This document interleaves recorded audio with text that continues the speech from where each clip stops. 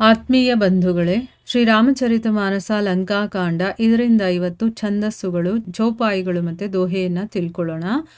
ಪ್ರಭು K ಬಚನ ಶ್ರವಣ ಸುನಿ ನಹಿ ಅಗಾಹಿ ಕಪಿಪುಂಜ bar bar ಸಿರ ನಾವಹಿ ಗಹಹಿ ಸಕಲ ಪದ ಕಂಜ ಪುನಿ ಪ್ರಭು ಬೋಲಿ ಲಿಯವು ಹನುಮಾನ ಲಂಕಾ ಜಾಹು ಕಹೆವು ಭಗವಾನ समाचार जानकी सुनावहु तासु कुशल लय तुम्ह चली आवहु तब हनुमंत नगर महु आये सुनी निसिचरी निसाचर धाये बहु प्रकार तिन्ह पूजा कीन्ही जनक सुता देखाई पुनि दीन्ही दूर ही ते प्रणाम कपि कीन्हा रघुपति दूत जानकी चीन्हा कहहु तात प्रभु कृपा निकेता कुशल अनुज कपि सेना समेता सब विधि कुशल कोसलाधीसा मातु समर जित्यो दस सीसा अभिचल राजु विभीषण पायो सुनी कपि बचन हर्ष उर छायो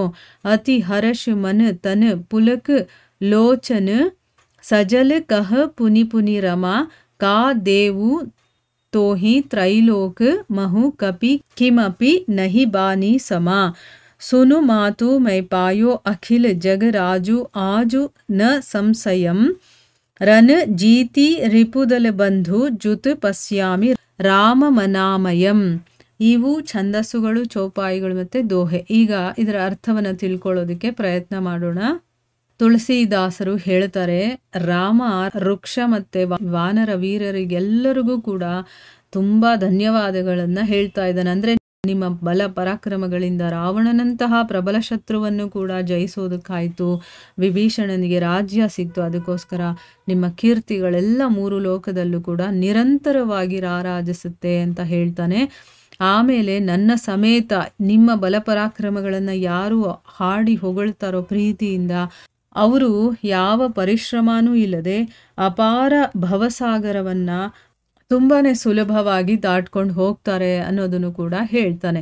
ಮುಂದುವರೆದು ಈ ರೀತಿ ರಾಮ ಮಾತಾಡಿದ್ದಂತಹ ವಚನಗಳನ್ನು ಎಷ್ಟು ಕೇಳಿದ್ರೂ ಕೂಡ ವಾನರರಿಗೆ ತೃಪ್ತಿನೇ ಆಗಿಲ್ಲ, ಅವರಿಗೆ ಸಾಕು ಅಂತಲೇ ಅನ್ನಿಸ್ತಾ ಇಲ್ಲ. ಅವರು ಮತ್ತೆ ಮತ್ತೆ ಆ ಪ್ರಭುವಿಗೆ ತಲೆಬಾಗಿ ಚರಣ ಕಮಲಕ್ಕೆ ನಮಸ್ಕಾರಗಳನ್ನು ಮಾಡಿಕೊಳ್ತಾ ಇದ್ದಾರೆ. ಮತ್ತೆ ಪ್ರಭು ಹನುಮಂತನನ್ನು ಕರೆದು ಹೇಳ್ತಾನೆ, ನೀನು ಲಂಕೆಗೆ ಹೋಗಿ ಜಾನಕಿಗೆ ಎಲ್ಲ ಸಮಾಚಾರವನ್ನು ತಿಳಿಸಿ ಆಕೆಯ ಕ್ಷೇಮ ಸಮಾಚಾರವನ್ನು ತಿಳ್ಕೊಂಡು ಬಾ ಅಂತ ಹೇಳ್ತಾನೆ. ಆಗ ಹನುಮಂತ ಲಂಕಾನಗರಕ್ಕೆ ಹೋಗ್ತಾನೆ. ಅವನ ಆಗಮನದ ವಾರ್ತೆಯನ್ನು ಕೇಳಿ ರಾಕ್ಷಸ ಸ್ತ್ರೀ ಪುರುಷರೆಲ್ಲರೂ ಮಾರುತಿಯ ಸ್ವಾಗತಕ್ಕೆ ಅಂತಲೇ ಓಡಿ ಬರ್ತಾರೆ. ಅವರು ಹನುಮಂತನನ್ನು ಅನೇಕ ರೀತಿಯಿಂದ ಪೂಜಿಸಿ ಮತ್ತೆ ಜಾನಕಿಯ ಹತ್ರಕ್ಕೆ ಅವನನ್ನು ಕರ್ಕೊಂಡು ಹೋಗ್ತಾರೆ. ವಾಯುಪುತ್ರ ದೂರದಿಂದನೇ ಸೀತಾದೇವಿಗೆ ನಮಸ್ಕರಿಸ್ತಾನೆ. ಇವನು ರಘುಪತಿಯ ದೂತ ಮಾರುತಿ ಅಂತ ಜಾನಕಿ ಗುರುತಿಸಿ ಕೇಳ್ತಾಳೆ. ವತ್ಸ ಅಂದರೆ ಇಲ್ಲಿ ಮಗನ ರೀತಿ ಅವನನ್ನು ನೋಡ್ತಾ ಇದ್ದಾಳೆ ಅವಳು. ಸೊ ವತ್ಸ, ಮಾರುತಿ ಹೇಳು, ಕೃಪಾನಿಕೇತನನಾದಂತಹ ನನ್ನ ಸ್ವಾಮಿ ಸೋದರನಾದಂತಹ ಲಕ್ಷ್ಮಣ ವಾನರ ಸೇನೆ ಸಮೇತ ಕ್ಷೇಮ ತಾನೇ ಅಂತಂದ್ಬಿಟ್ಟು ಕೇಳ್ತಾಳೆ. ಹನುಮಂತ ಹೇಳ್ತಾನೆ, ತಾಯೇ ಕೋಸಲಾಧೀಶ ಶ್ರೀರಾಮ ಮತ್ತು ಇನ್ನು ಉಳಿದವರು ಎಲ್ಲ ರೀತಿಯಿಂದಲೂ ಕ್ಷೇಮವಾಗಿದ್ದಾರೆ. ಪ್ರಭು ಯುದ್ಧದಲ್ಲಿ ದಶಶಿರವನ್ನು ಗೆದ್ದು ವಿಭೀಷಣನಿಗೆ ಅತುಲ ರಾಜ್ಯವನ್ನು ಕರುಣಿಸಿದಾನೆ ಅಂತಂದ್ಬಿಟ್ಟು ಹೇಳ್ತಾನೆ. ಅಂದರೆ ರಾಮ ಗೆದ್ದಿದ್ದಾನೆ, ವಿಭೀಷಣನಿಗೆ ಪಟ್ಟಾಭಿಷೇಕನೂ ಆಗಿದೆ ಅಂತಂದ್ಬಿಟ್ಟು ಹೇಳ್ತಾನೆ. ಹನುಮಂತನ ಮಾತನ್ನು ಕೇಳಿ ಸೀತಾದೇವಿಗೆ ತುಂಬಾ ಸಂತೋಷ ಆಗುತ್ತೆ. ಶ್ರೀ ಜಾನಕಿ ದೇವಿಯ ಹೃದಯದಲ್ಲಿ ಈಗ ಹರ್ಷ ಅನ್ನೋದು ಹಿಡಿಸೋದಕ್ಕಾಗ್ತಾ ಇಲ್ಲ. ಅಂದರೆ ಅಷ್ಟೊಂದು ಅವಳಿಗೆ ಆನಂದ ಆಗ್ತಾ ಇದೆ. ಆಕೆಯ ಶರೀರವೆಲ್ಲ ಪುಳಕಿತವಾಗುತ್ತೆ. ಅವಳ ಕಣ್ಣುಗಳಲ್ಲಿ ಆನಂದಾಶ್ರಗಳು ತುಂಬಿ ಬರುತ್ತೆ.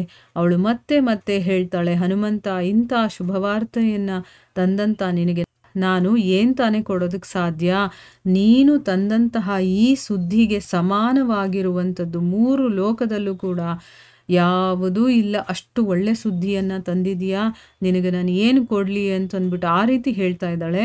ಅದಕ್ಕೆ ಹನುಮಂತ ಹೇಳ್ತಾನೆ, ಅಮ್ಮ ಕೇಳು, ಸಂಗ್ರಾಮದಲ್ಲಿ ಶತ್ರು ಸೇನೆಯನ್ನು ಜಯಿಸಿ ಸೋದರನ ಜೊತೆ ನಿರ್ವಿಕಾರನಾಗಿರುವಂತಹ ಶ್ರೀರಾಮನನ್ನು ನೋಡಿದ ನನಗೆ ನಿಸ್ಸಂದೇಹವಾಗೂ ಕೂಡ ಮೂರು ಲೋಕದ ರಾಜ್ಯನೇ ಸಿಕ್ಕದಷ್ಟು ಸಂತೋಷ ಆಯಿತು ಅಂತ ಹೇಳ್ತಾ ಇದ್ದಾನೆ.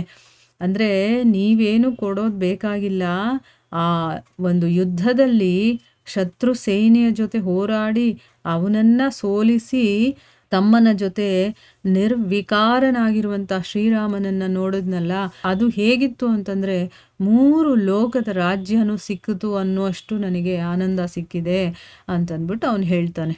ನೋಡಿ ಯಾವ ರೀತಿ ಒಬ್ಬ ಭಕ್ತನ ಮನಸ್ಸಿನಲ್ಲಿ ಇರುತ್ತೆ ಅಂತಂದ್ಬಿಟ್ಟು. ಆ ಭಗವಂತನ ದರ್ಶನ ಆಯ್ತಲ್ಲ, ಅವನು ಇಷ್ಟು ದಿವಸ ವಿರಹದಿಂದ ಇದ್ದ, ಸೀತೆಗೆ ಏನಾಯಿತು, ಅವಳನ್ನ ನಾನಿನ್ನೂ ನೋಡಿಲ್ವಲ್ಲ, ಸೇರಿಲ್ವಲ್ಲ ಅನ್ನೋ ಒಂದು ಆ ದುಃಖ ಶೋಕದಲ್ಲಿ ಇದ್ನಲ್ಲ ಶ್ರೀರಾಮ, ಅದನ್ನೇ ನೋಡ್ತಿದ್ದ. ಈಗ ಅವನು ತುಂಬ ಸಂತೋಷವಾಗಿರೋದನ್ನ ತಮ್ಮನ ಜೊತೆ ನೋಡ್ತಾನಲ್ಲ, ಅದು ನನಗೆ 3 ಲೋಕ ಸಿಕ್ಕಿದ ಹಾಗೇನೆ ಅಂತಂದ್ಬಿಟ್ಟು ಇಲ್ಲಿ ಹನುಮಂತ ಹೇಳ್ತಾ ಇದ್ದಾನೆ. ಸೊ ಇಲ್ಲಿಗೆ ನಾವು ನಿಲ್ಲಿಸೋಣ. ಹರೇ ಕೃಷ್ಣ.